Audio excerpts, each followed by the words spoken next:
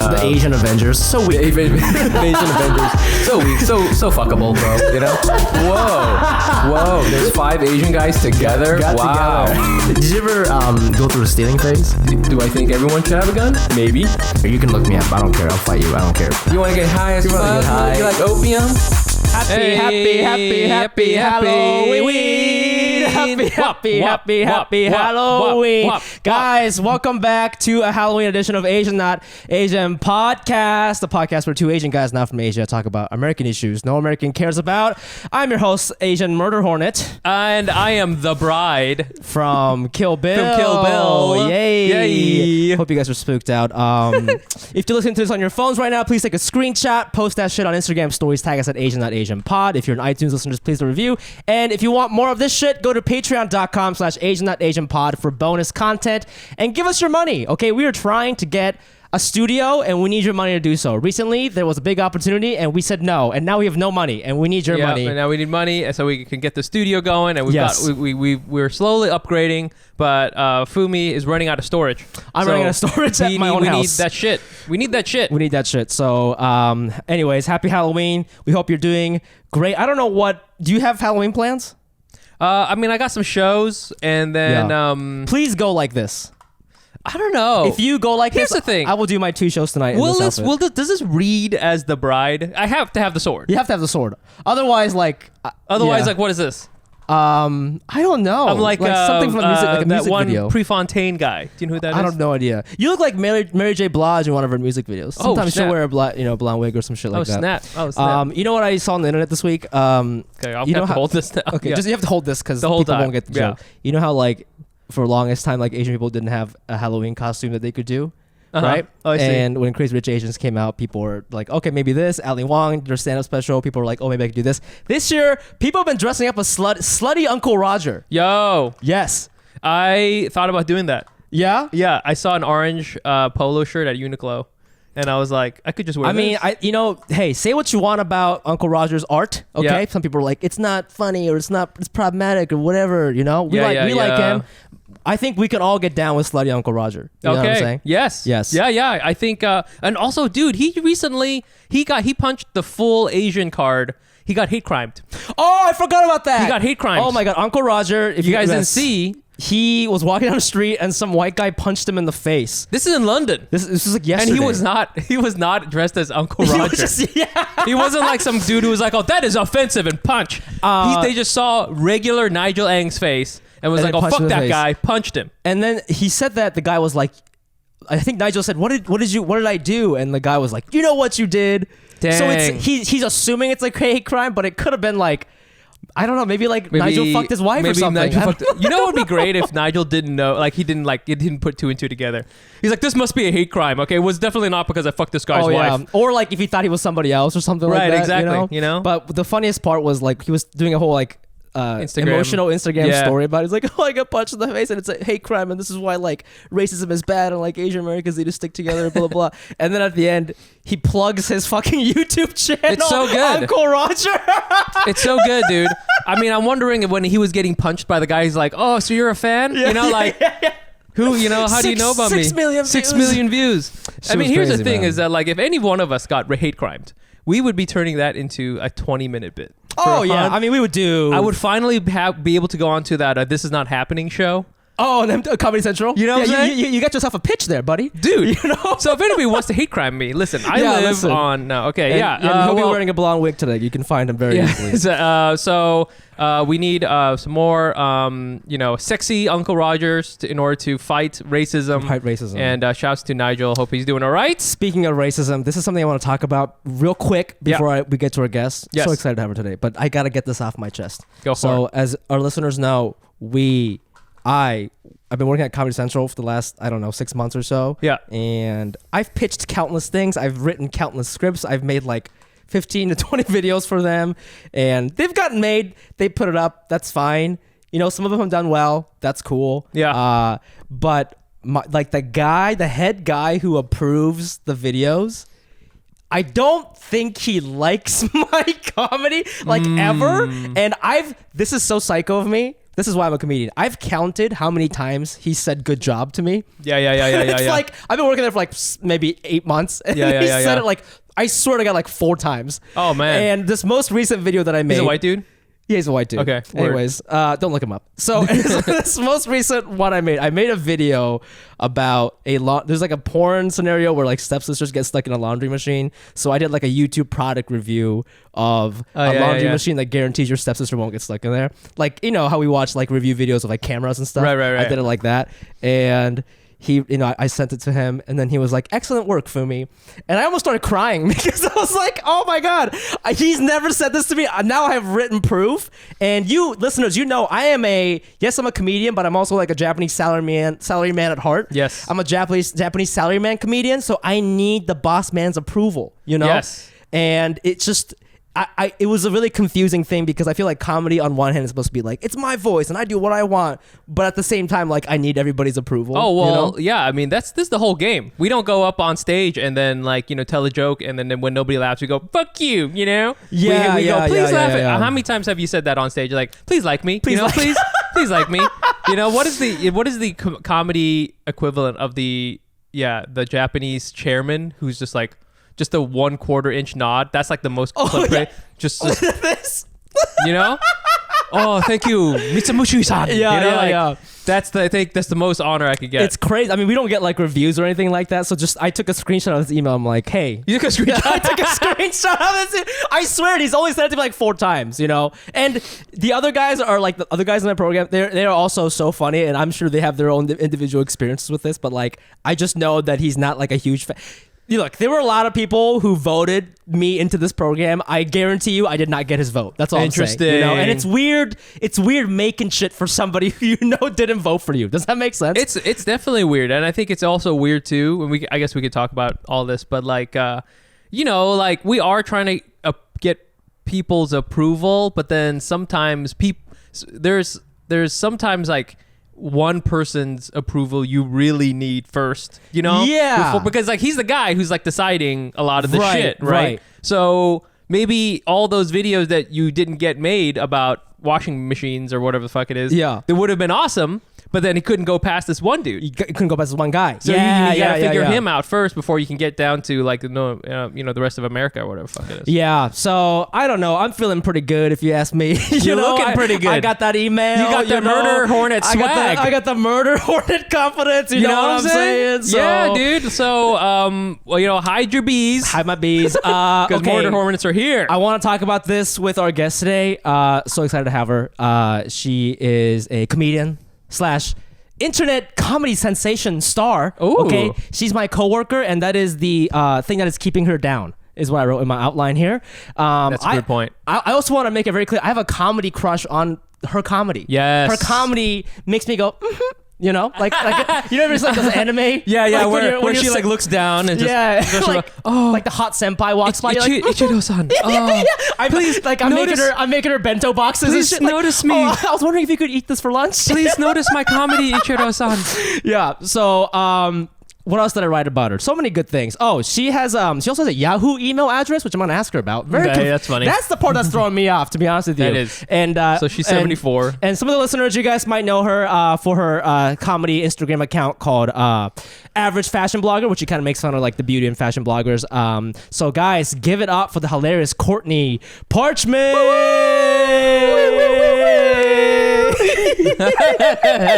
Yay! Yo, you are so relaxed. You're just in your robe hanging.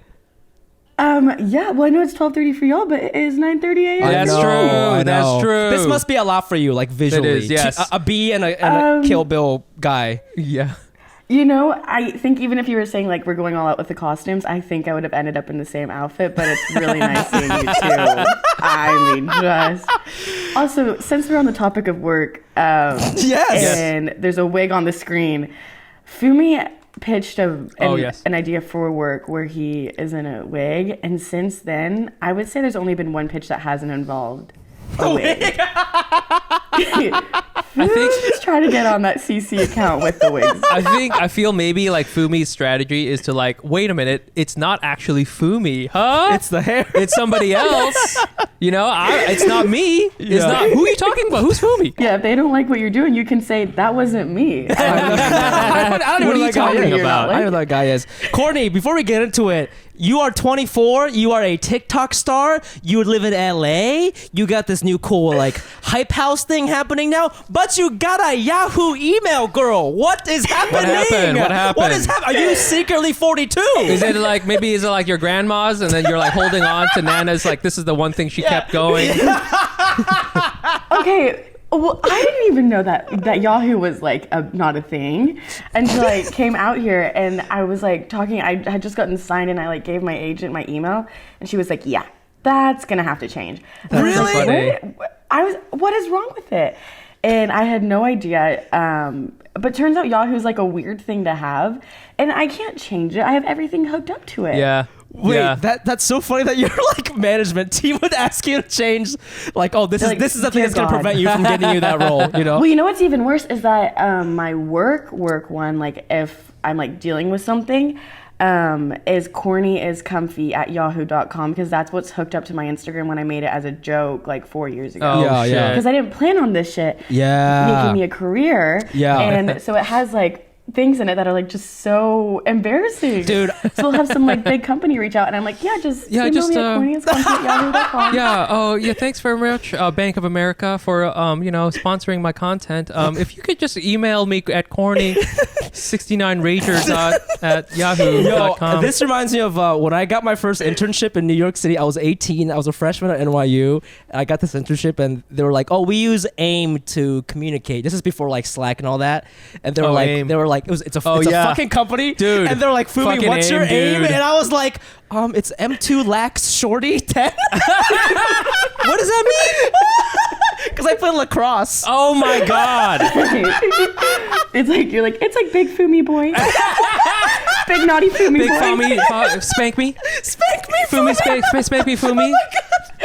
Dungeons and Dragons. That is funny. I think maybe. Well, hold on, Courtney. Are you technically Gen Z? What's the line? I like truly am like I joked about it in the video, but I'm like really a cusper. Like I could go either way. Oh, you go either way. Okay, A cusper. Just because I feel like Gen Z, they're real into stuff that was big in the '90s, like dressing like they're from the like raves. Yes. Oh, so you thought maybe Courtney was like, I don't know, doing maybe Yahoo ironically. Yeah, they were like Gmail. Okay, white collar nerd, No. you know. Yeah, and it's like, yeah, you should get on geocities.yahoo.com. And I'm like, fuck. I feel that. I totally feel that. I don't even know when I made it. It's always been there. I don't know. So funny.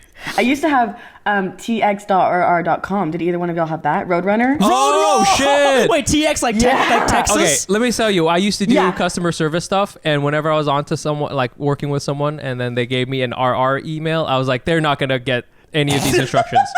You know what I'm saying? Like I was gonna be like, do you know where your computer is? You know what I'm saying? Like, do you know what it is? You know? And it was just like, oh my god, yeah. You it gotta was, explain that. That's It's like, so funny. I voted for Bob Dole. I was like, fuck, dude. I don't know. Oh my god, yeah, I remember I had that shit growing up. Columbus.rr.com, Roadrunner, man. That shit. Man. Oh my god, Courtney. We were talking about getting approval from our bosses, and I just wanted to ask you about that because this podcast, yes, it's called Asian Not Asian, but it's really about learning how to be yourself, be comfortable with who you are. Oh my god, yes, it's so true. I'm so uncomfortable with who I am, and I gotta be honest with you. When I first met Courtney, I was intimidated because she has like so many followers and she's like an actual successful comedian. But even more so, like as I got to like know her and see her work, and guys, if you have not checked out her work at Average Fashion Blogger, you have to. Their videos are so funny.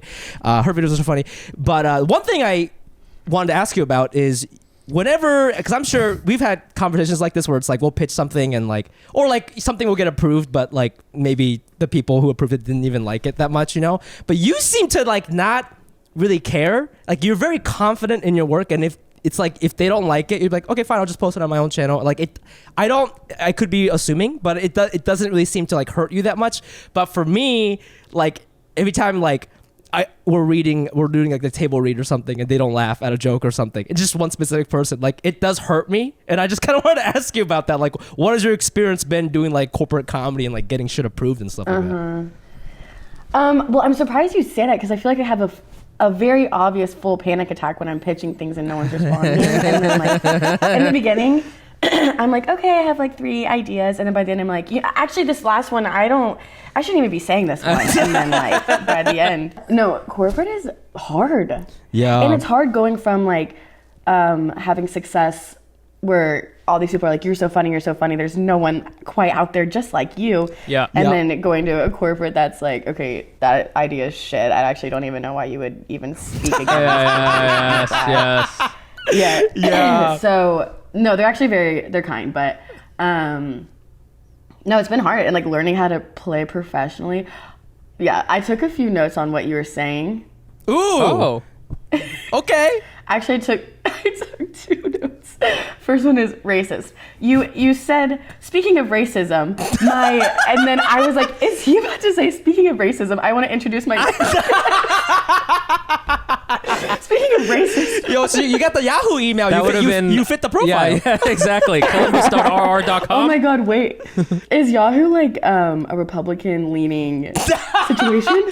You know what? Maybe. It might be now. And you know what's so funny? Because I love how you were like, guys, it was 4 years ago. Honestly, Yahoo was still really old in 2020 Like, not an excuse. Maybe, maybe if we mapped it out, maybe there's like if you look at all the Yahoo conspiracy, the mail, the QAnon mailing list, it's all Yahoo. I wouldn't put it past them. Yeah, who knows? Let me track when my first email was sent so I can tell you when I started this. I'll keep talking about so I'm not making a long pause. Wait, first off, I got the answer. My first emails were sent in 2010. See, that's like kind of recent. 2010? No, that was 10 years ago. Oh, wait. That was a decade ago. Oh, shit. That was a while ago. What was the email to? Who did you send it to? Were you like signing up for like Maple Story or something, or I don't know? My first email is to how old were you? My softball coach. 10 years ago, I was 14. Cute. And I lost my bat, my softball bat. And wow. It's a pink. This is right on brand. It's a pink Easton bat. Okay, thank you so much. Okay, all right. Well, don't tell us if you got her back or not until the end of the podcast, because I kind of want to keep the suspension of disbelief going here. So, stay tuned to find out if she got her pink bat back. Okay, back to when I pitch and people don't laugh. Yes. Yeah, no, it's a little shot to my ego. I feel like it's made me funnier because I'm like, oh, people aren't just gonna laugh all the time at me. And getting hate on my first video made me better because I used to be so scared of like everyone's opinion and being like, if I don't make one funny video, my life's over. Everyone's gonna hate me. But then I made a video, no one thought it was funny, and I was okay. And so now I can I have a better relationship with failing, which I would love, we'll get to eventually, but I would love to talk about stand-up with you guys because I don't know how it's an immediate fail. We are very acquainted with failing. We have very good relationships with that. Yes. And And I'm wanting to talk to you two boys about that because I know y'all know a thing or two about failing. Just look around you, okay? Welcome to the failure capital, the palace she knew of failure. The moment she opened her... As soon as you saw... She saw us, she said, started this downloading was a mistake? failure.exe. Just go ahead and open that up right in Winamp. Okay. I'm like on Google, it's like what it's like to be a failure, what it's like, all these tabs open. So I'm like, I'm just trying to relate. Yeah. Oh my God. Courtney, pop quiz, boom. You are a third white guest. How many Asian friends do you have? Go. Oh yeah, good one. I don't know. That's good. That's the right answer. Don't count, baby girl. Is it really? I don't know. I just made that up. We just like to... I don't know. Yeah, that's a good one. Yeah. Well, we also play that game sometimes, and it ends up being... You have some. We have some. You have some. Yeah. Okay. There you go. I have every color of the rainbow. Okay, hold on. Slow down. Whoa, slow down. I have a checklist. Everything's checked off. I'm kidding. I know the checklist is bad. An Asian checklist. We got you. Yeah, we got blonde wig Asian. We got blonde wig Asian. Honeybee Asian. You know. Yep. Fumi does have a comedy crush on you, and always singing your praises. And I've only just started checking out your stuff, and I think it's super funny. I mean, you know, just to get it going, how did you get started in this thing? You know, like you have something called Average Fashion Blogger, and right now your comedy is kind of like all sorts of fun stuff about your life. But, you know, how did you first get started in this? Did you start with like fashion stuff first and all that? How did you, start from the softball email up to now. Yeah. Up to now. So 2010. She found the bat. No, it started because I still do. I hate social media. I think it's like so detrimental to people. Okay. Mm-hmm. And so, but like, and I loved using it because I just like love attention, and I love like I saw the negative effects in myself. Yep. And so I was like, I'm deleting all my social media. I hate this shit. Like, this is bad. And then I like held off because I was like, wait, I want to move to LA and be an actor. Like, I need like some sort of online presence if I'm going to want to do that. And then this girl walked in. She's a fashion girl. She had like a little fashion blog. And it was back in 2016 when like they were the it girls. Like, totally. They were popping off. Yep. Yeah, so I like she walked in and I was like, oh my God, put me on your fucking blog, bitch. And I'm like wearing sweats. And so then she's like, no. And so I was like, okay, well, I'll make my own account with like my outfits, like as a joke. Yeah. So then I'm like sitting at lunch with like a bunch of my friends, and we're all just like talking like, oh my God, it'd be so funny. Like you could do giveaways, like make fun of like makeup tutorials. Like we were just coming up with all these ideas. And I was like, oh my God. It's funny. So then we ran outside, like made the first video. And so it definitely was like all fashion stuff in the beginning. That was the only thing I did. And now I think it's like so different, but that's where the root of it was. I think it just hit like it was a golden mine, because like bloggers are really popular. No one was making fun of them quite yet. Yeah. And so I don't think it would be nearly as successful if I started it now. But since it was just like in its time, it worked. Yeah, no, I feel almost that, I mean, I love fashion stuff, and I feel almost like people still don't make fun of fashion enough. You know, like I feel like, I think that there's still like tons of stuff you can lampoon, but like everything's like so cool, and you know, everything's supposed to be like, you know, all the outfits are ridiculous. Everybody has a crossbody bag no matter what. Everybody, you know, like all the stuff that like when all the street fashion stuff, it's like those slow-mo videos of like cool people in China. I was like, that's 100% lampoonable, and I never really saw it. But so I think that's interesting that that's where you first started doing it, and then you kind of evolved it over time. So did you? What was your first platform? Was it Instagram, or did you have like? Because you're mentioning bloggers. So were you doing this on like, what was that, Tumblr or something like that? No, it was just Instagram, and it truly was like. Just my friends like at that lunch table were following it, and I was like, this is so funny. And then really was just posting a shit ton on there, like just to make my friends laugh and myself laugh. That's cool.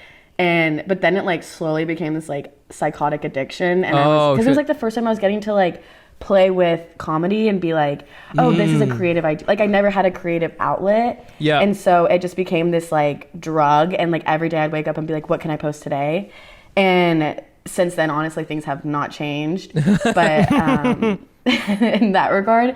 But yeah, it was just like a door was open, and I was like, oh my God, this is so much fun. And then it just changed everything. And I think like over time, I've evolved. It's been like 4 years, so I've changed. My comedy's changed. Yeah, Do you feel like, you know, because you were asking us about stand-up earlier, and one thing with stand-ups, and I think a lot of comedians is like, you know, there is like, yes, we want to be funny and it's fun to write jokes and people laugh, but like I feel that like at least for us, like we went through not like I don't want to say traumatic, but like we went through some shit like when you're a kid, or like I don't know, something happened to you, something went wrong somewhere that like made you go, I need to do this instead of working at Google. You know what I mean? Like because you could there's so many things we could be doing right now, but we like chose to do this, and we like read up on you a little bit. You know, you got a nice family, you love your siblings. You know, you got daddy issues. I think that's something you talk about on your thing. I was wondering, like, have you always had like knack for like performing? I know you said you're a middle child, and that's kind of like a stereotype of like, oh, I need attention because I'm a middle child. But like, I was wondering, like, if you always felt like you needed like a creative outlet, or like kind of like why comedy for you? Because you were like in a sorority. You know, I would actually not be surprised, like in a parallel universe, you're working as like a coordinator at Vogue or something. You know, like if you were something like that. Yeah, I definitely had a very like privileged, like everything was really, really great growing up. I just think that oh my God. Really great. Oh my God. yeah, things are good. I don't know. I think like for me to talk. Oh. I mean, you don't have to, you know, I mean, just any. It could have been anything. I don't mind answering it. I just am trying to think on like what. Yeah, you wanted to be an actress as well. Yeah, I've always wanted to be an actor. Like I would like watch things growing up and be like, I'm literally just. Like, it wasn't even like I want that to be me. I was just like, that's weird. I'm like literally supposed to be on that TV. Like it was like yeah. That's so weird. They didn't call me. That's so funny. Yeah, no, it was insane. No, I was just like growing up. I did like the funniest things that I think looking back, I'm like something was off, and like I faked a sprained wrist, and then I like called everyone in my class and told them I had like sprained my wrist because I wanted them to feel bad for me. Yep. And I'm like, that is pulling from something. Like there's something that I was like needing, and I don't know what. I really just think I needed like. How did that unfold? The old sprained wrist. How did that unfold? By the way, that's like there was like it unfolded with me having an ace bandage wrapped around my wrist and like coming to class and making them sign an ace bandage, which was hard because then when I rewrapped it, it was all fucked up. Like names didn't match up. Yeah.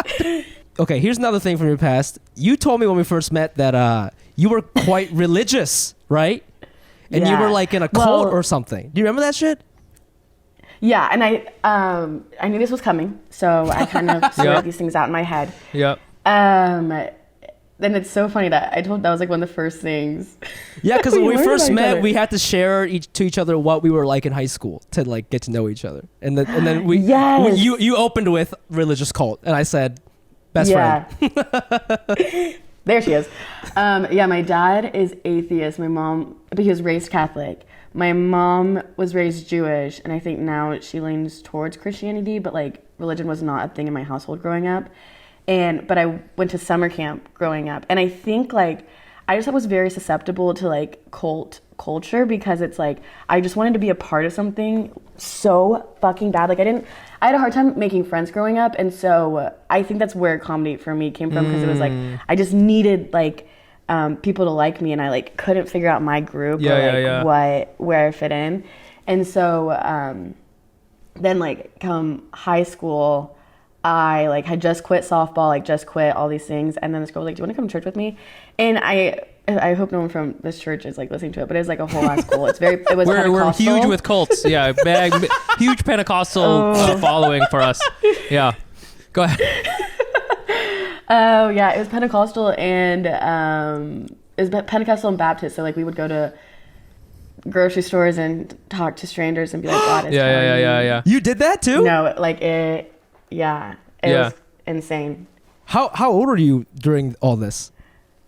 I was like 17, 18, and I didn't want to go to college. I wanted to stay and do this 2-year internship that they offer with the church where you can like, I don't even know what it prepares you for, but you like go through the Bible like very in depth. And it's like with 20 other people. So like to me, I saw it as like a way to have like 20 best friends and like you're loved in that. It's like so sad. Like at its core. Wait, it makes sense, man. White girls are very susceptible to cults. Extremely susceptible to cults. So we should. What? Why? Extremely. No, I don't know. No, I think that makes sense. And was this through like this kind of reminds me of something that happened to me in high school. So like, was this through like friends in high school who kind of like, hey, come over and come hang out in our living room, or was this like through like a church like reaching out through to you somehow? It was like all of the above. Well, I kind of like got an interest in Christianity because my summer camp was a Christian summer camp. Yep. It wasn't like there's some churches and there's some camps in Texas where like on Wednesday it's like the call to altar day, and on like all the kids start crying on Wednesday because they're like saved. It's insane. Whoa. Where'd you grow up? Where you were from, Texas? Yeah, Texas, and it was like very Bible Belty where I grew up. Where did you grow up? In Dallas. Oh, okay, yeah. I was born and raised in Plano, so that you know what I'm saying. Oh, Allen. Oh, you're from Allen. Yeah, okay, there you go. I mean, this was like before your parents were born, I feel. So like, I was a long time ago, but I got some of that vibe from Texas vibes. Yeah, for sure. But like, How long did you live there for? I lived there until I was like 10. And then like I went through a kind of, my Vietnamese, so a lot of us are Catholic. And then, but I remember in high school, there was like a very aggressive thread of Christians who like were like, hey, come over to our house. And like they were very relentless. They were like, come over every Wednesday. And they were my friends. Like 2 or 3 of them were my legit friends. They were just very pushy with it. And the thing that really that really like broke it was I remember all of us sitting around and we were all praying.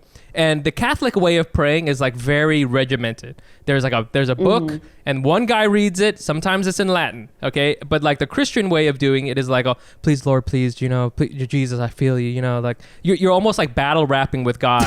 And it's just like, there's like so much free flowing going on. Hey. Yo, listen. Oh my God. When the pastor finds a way to rhyme in their sermon, everyone's like, I was like, whoa, the spirit it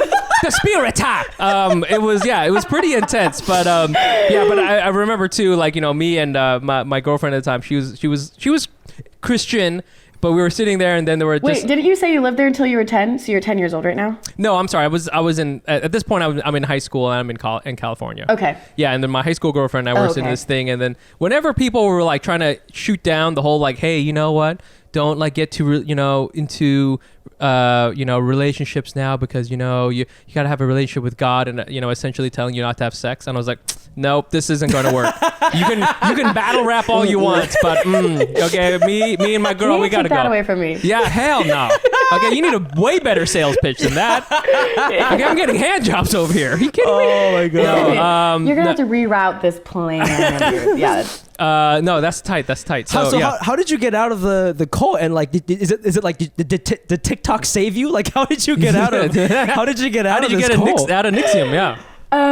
Well, I like wanted to do that 2-year internship, and my dad was like, "Oh, so the biggest like thing." There was a day at church when like we had to come to the front, and if we didn't have our prayer language yet, we had to stay up there till we got it. So speaking in tongues, which is like a different. Oh shit! There you go. Language. Yeah. Yeah, and so. Wait, hold on. You have to figure that out beforehand. You don't just like have it happen or whatever. Do you know what I'm saying? Well, I don't know. I don't think the way they went about it was right. But I truly think that like sometimes some of the things that they had us do, I was like, looking back, I'm like, that is like psychotic. But I came home and told my parents about it. Yeah. Because I was like, I got my prayer language, and my like atheist dad is like, what the fuck? What are you talking? Yeah. You told on God. Yeah. Yeah. Daddy, guess what my other daddy did? So he was like really mad about this, and I was like trying to get my parents to come because I was like, my dad, if he doesn't come to church, he's not gonna get saved. And so when I asked about the 2-year internship, they were like, absolutely not. Like, you're going to college.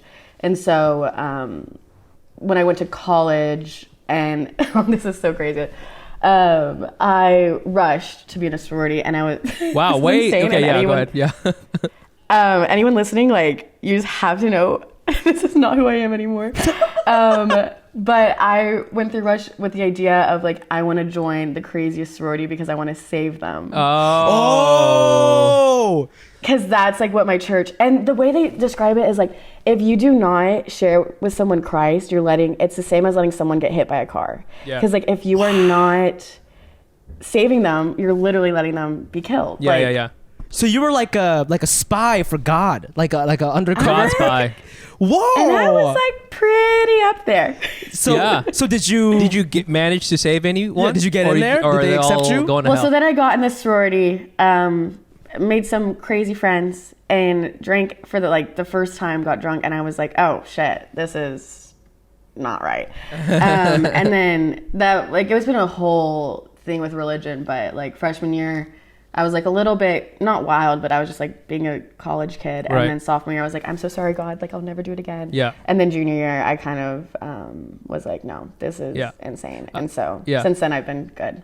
And that's when comedy came into my life. So the one true God then came for you. And now I haven't stopped worshiping. Yes, comedy amen, God, so. amen.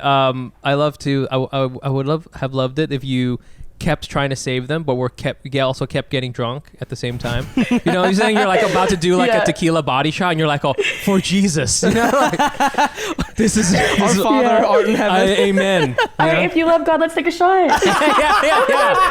They're going to heaven. Oh my God, yes. Let's all do Molly because we're saved.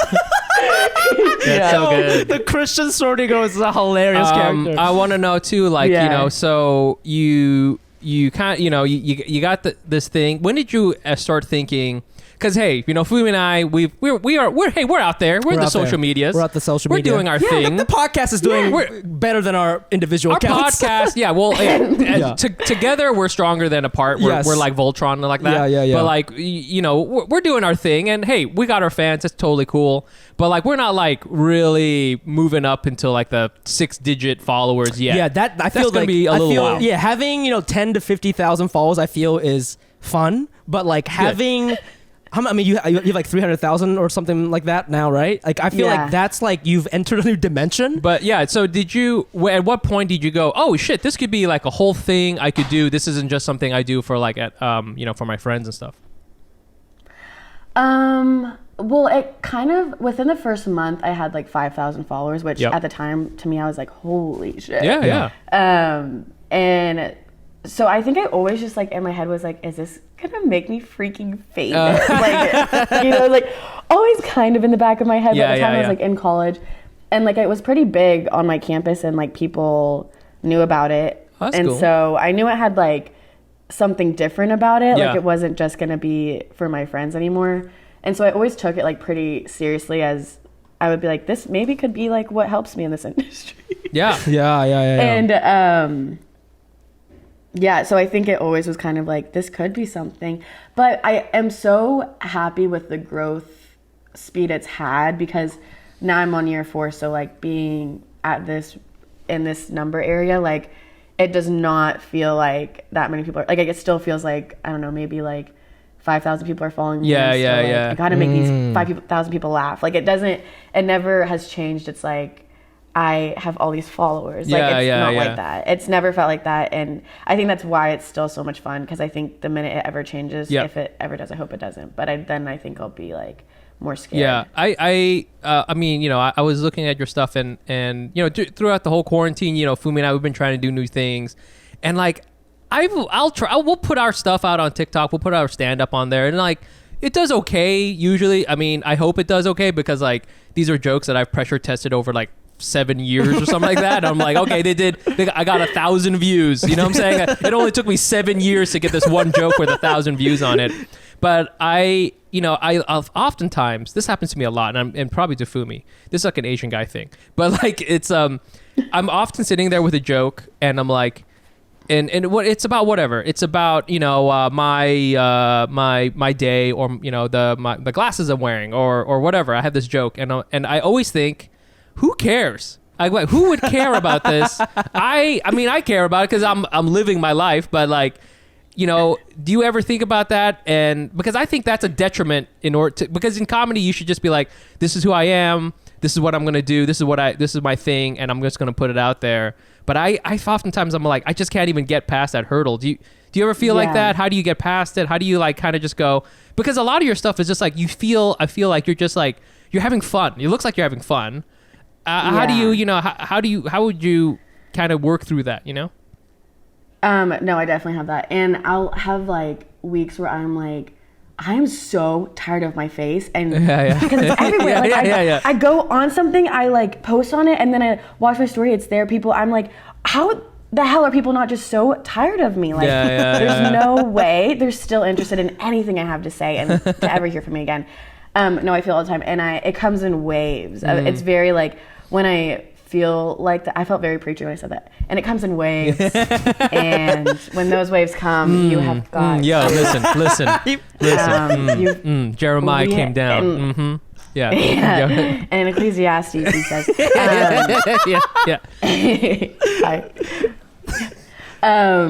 Yeah, it's very like whenever those little time periods happen, I used to like push through it and keep posting, but then I would just make shit that I like look back on it and I'm like, what? Like that wasn't even funny. I can tell, and so now I just if I'm like not feeling it, I'm not feeling it, and that's okay. If it takes like 3 days, I'm always like I've lost my funny. I'm never gonna be funny another day in my life. Like it's over. But then it always comes back. Right. But that's kind of. It's just that's why like stand up to me is insane because like if you're not feeling it that night, like you still have to go up there and perform and like give it your like if I don't feel it, I'm just like, I know okay, what you mean. We don't post. Yeah, but like when you get like you might not be in the mood, but like when you step on the stage and you have the mic, that's the thing. Like it comes back to you. Like, the spirit comes down. The comedy god. Comedy god comes down. It really is like that because there's so many times when, especially now because of quarantine, I just don't feel funny. I haven't felt funny in like 8 months, but like and then like that's like a serious like it sucks thing to say. It sucks. That's like and deep. It's really hurts. hard to be creative and stuff like that. But I know that I still love doing comedy and doing stand up. And then Fumi's totally right. When you can get to the show and you could be like waiting there. You don't want to go up. The person calls your name. You still don't want to go up. And as soon as you hold on to the mic, something happens. There's some weird thing in your mind that happens. That like, it turns and then something else really is kind of spiritual. You're like, you feel something else take over. Yeah. And then like that will put you through the whole thing. And then you have to, that's what's cool about it is like you have to be in the moment. You have to connect with people. Otherwise that's not going to work. It's also like, it's really, you bring up a good point. Like it's important to feel funny. Spirit when you make stuff, right? And I feel like, and that's why like, with stand up, like it's very alive. It's it sparks and it's gone when you're off the stage. They may not ever remember you again. But I feel like with internet stuff, like it's shit's on there forever. People can like leave comments and stuff. And I kind of want to ask you about that because I know like recently there was like an incident at work that was like kind of crappy where like you had posted a video just like everybody else, and yes, internet is hell. Like people are so mean on there. We get weird comments on our account sometimes. Yeah, but, like, totally. But we can kind of control our fan base, and like so can you. But when you post on like a bigger media platform, I don't know who these people are, and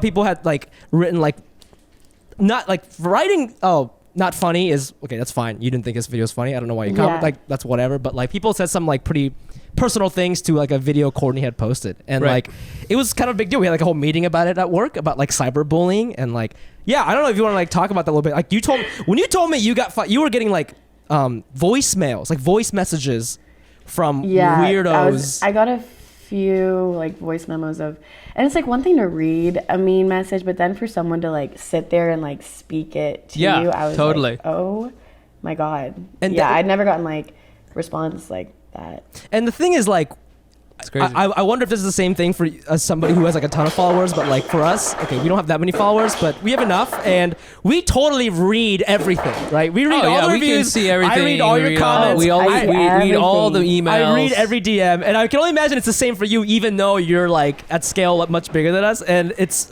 like it's so like I've never gotten like a mean voicemail, but like it's shit's personal, man. Like recently somebody wrote on our thing like this isn't even like a mean thing, but somebody like any little criticism does for a second bother me. You know what I mean? Like I feel like for a second, I mean I will sleep on it.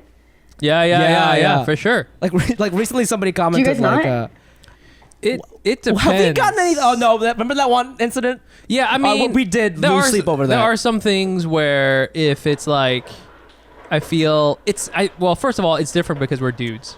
You know what I'm saying? Like people aren't coming at me and like saying these really terrible things. Like at the worst is like you shouldn't have said that joke. It's kind of like a bad joke. And I'm just like, okay, like, I don't know what you want me to do about it. I already said it. So I feel like I can compartmentalize it a little bit and like say, okay, these are just comments about one part of me. I can put that away on one side. But I feel if somebody was like to come at me and, personally, I feel that would be much harder. Like, what do they say in these like voicemails and stuff? Like, that sounds like you should have called the cops. Did you call the cops? Like, it's so fucking crazy. No, I didn't call the cops.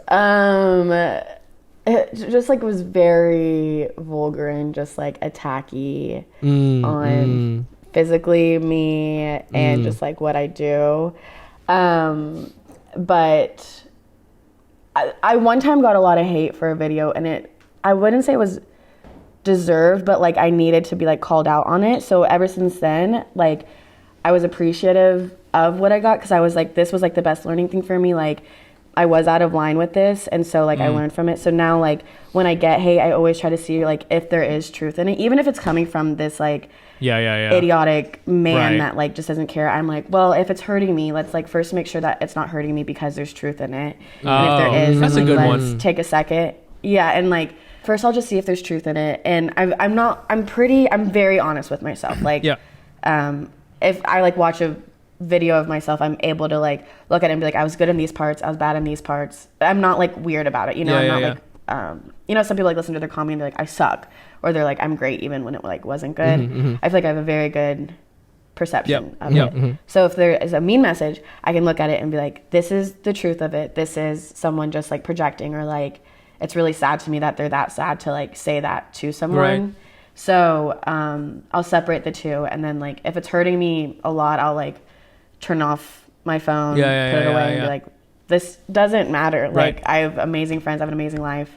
So just kind of like separating the two. Damn, dude. Like, online, it doesn't matter, you know? That's that softball energy. That's right that there. softball. I lost my softball That's bat my energy. softball bat energy, yo. Yeah, fuck yeah. That's a third base girl.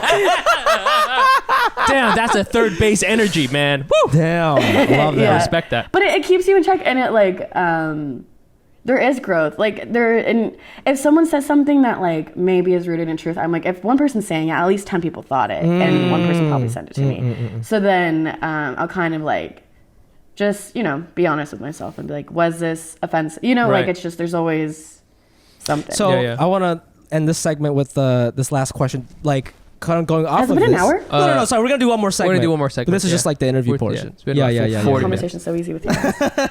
Okay, so I think this is what you said is great. It totally makes sense. Do you have get the sword up? You know, listen, Courtney. You know, we might be a blonde hair Asian and a hornet Asian right now, but next year I might just we be could going, be big. We could have our own show. Yeah, you know, who knows? We out here growing. We're okay? out here, and I'm seeking revenge for the murder of my family. And I'm just trying to, you know, you're trying to outshine the Black Lives Matter movement because with your because nobody gives a fuck about you're trying to establish a nest in the northeast of northwest of America. You know, you're just trying out here trying to disrupt the ecosystem of Portland.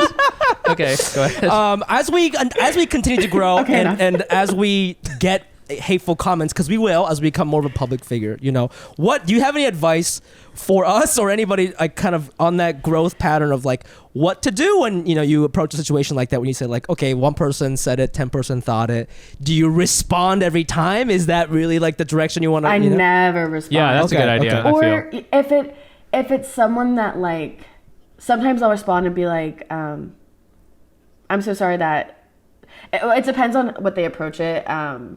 Sometimes I'll be like, I'm sorry that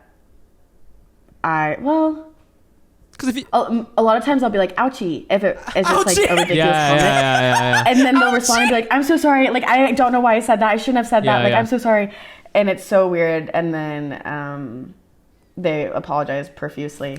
I have been very lucky with my following, and I think they like truly like care for me. And maybe I'm an idiot for thinking that, but it's like the quickest growth you can have, like getting that immediate, making a joke and then having like 100,000 people see it and like have a say on it. You like learn from everything everyone says, good and bad. And I think my biggest advice is like, no one knows you enough to love you or hate you online because it's a curated version of yourself. So it's like not a real thing. Okay. So like, even if someone comes up to you and is like, oh my God, I love you, blah, blah. Like to me, I'll be like, in my head, I'm like, my boss just came up to me and told me that I'm doing a good job and they like what I'm doing. But other than that, they don't know me enough to like truly love me, which is the same for hate. So like if someone were to say something mean, I'm like, okay, that my makes boss sense. just said like, yeah, because you don't have bosses in this industry. Like you're your own boss. You're deciding your own shit. So it's like your followers in a way are like kind of your boss saying like, we like this, we don't like this, we like this. And you just kind of like take it for what it is. But it's not ever you. I love that. I love that. Yeah, dude. It's not us. Cool. And it's not us. It's our characters. It's your work. It's my work. Yeah. It's tricky. Yeah, I think it's tricky for us because we as stand-ups, we're like, we put everything out there. But we know even when we go up on stage, that's not real. It is me, but it isn't me. It's a heightened. It's a version of you. I'm trying to entertain you. Yeah. So like, know? if you don't like that, then I'm like, oh, you didn't like the stupid joke and my energy thing that I did, or whatever. Right. You know, but then people but they did not like you. They don't know you not to like you. That's what I'm saying. Yeah. That was so wise. Thank you. So did you get the bat back? Yeah. I would assume I did. Check the email. Check the email. Go to log in with your Yahoo account. Your password is probably Lone Star State. .rr. They probably didn't have Yahoo. 89. I don't know if Yahoo has threads. You don't know if you can click on that thread, see what happened to the bat. No, dude. He said. He responded, I was responding to a message that said, what color and what kind is it? I will ask the other coach, but I bet it's probably still up there. Oh, you know what? I think I remember this. And it was a batting cage situation, and I'm pretty sure it was still there. So you got it back. So I got it back. Nice. What a beautiful story. Third base energy. All right. Third base energy. All right, we're gonna try this new segment now that we've never done before, and this is our last segment here, and it's called Mismanagement Consulting. Yes, it's a brand new segment where we solve our fans' problems. So before we start, how to get on it? Well, just email us your problems at AsianNotAsianPod@gmail.com or text us at 917-755-9596 or leave us a voicemail on that same number. It's not an actual number. You're not actually. I mean, it's an app. It's a fake. It's an app for drug dealers that we downloaded. Yeah, and that's what it is. It's not actually. Yeah, don't ask us for drugs. Don't have you can fill out this Google form, which I'll put the link in our description. This week's question.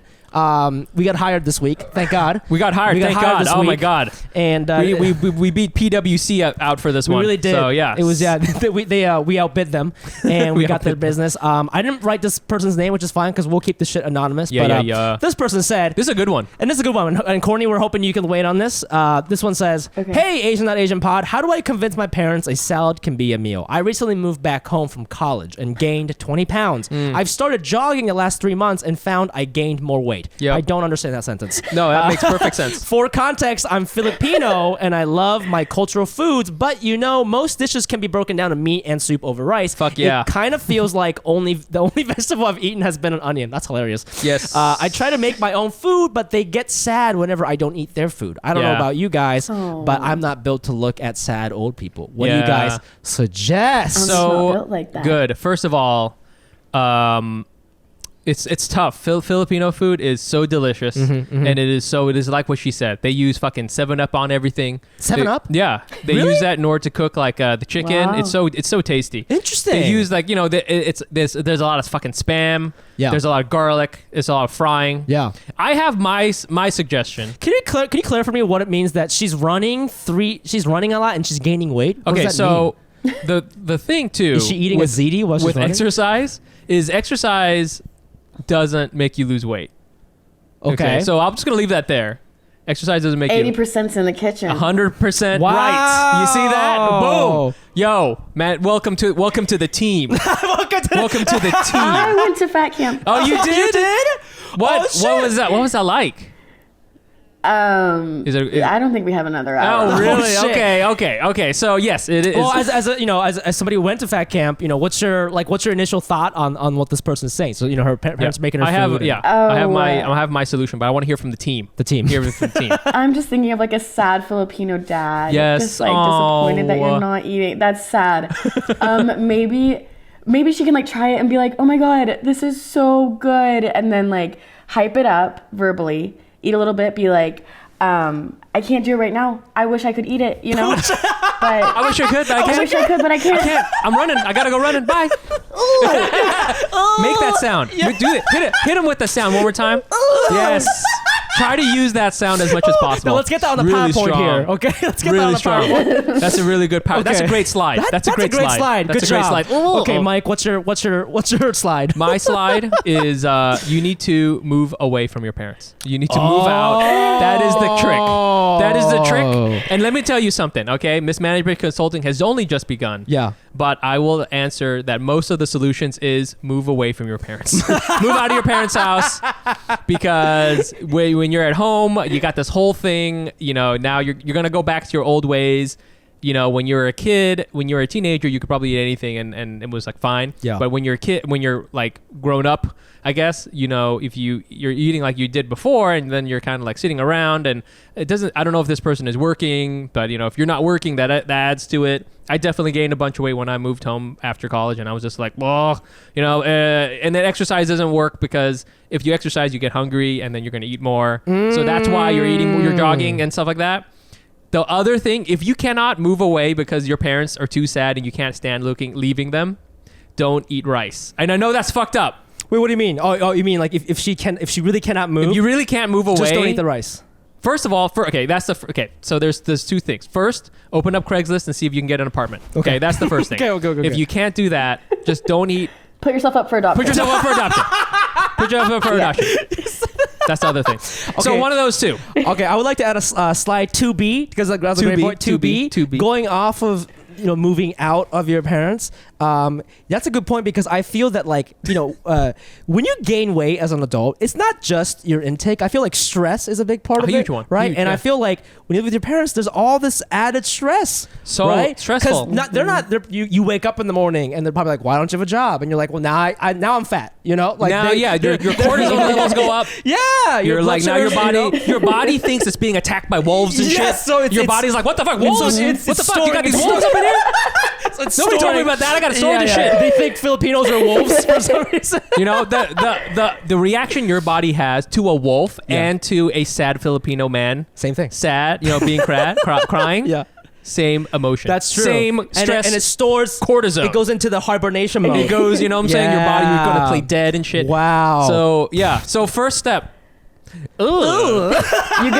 You getting heated up in that wig when you watch that back. I want you to fast forward right to that little snippet and watch yourself in the wig get like handsy and then tucking the hair behind your ears. It looks so good. Okay, so let's in summary. This is our last slide. In summary.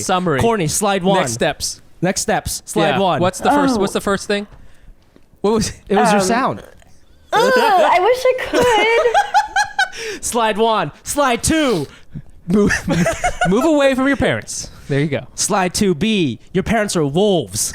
Okay, and that is Mismanagement Consulting. Yay! Wow, another happy customer. We will invoice you quarterly. Yes. And that'll be We're great. just going to keep charging you for that advice forever. forever. Courtney, thank you so much for coming on the show. Thanks, you guys. This was so much fun. I am so glad you could come on. Courtney, where can our fans find your work?